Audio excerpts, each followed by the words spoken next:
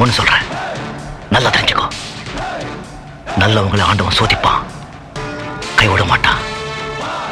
கெட்டவங்களுக்கு ஆண்டவன் நிறைய கொடுப்பான், ஆனா கை விட்டுடுவான்.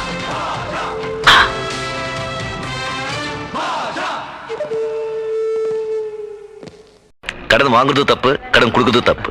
ரெண்டு நிம்மதி இருக்காது. நம்ம வசதிக்கு எவ்வளவு முடியுமோ அதை சமாளிச்சுட்டு போயிட்டே இருக்கணும். ரெண்டு கையும் ரெண்டு காலும் போனா கூட காளியங்கிறவன் பொழிச்சுக்குவான் சார். கெட்ட பைய சார் அவன். Anger is the cause of all miseries.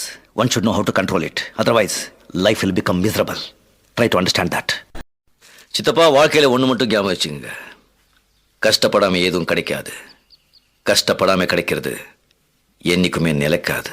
மலடா Annamalai.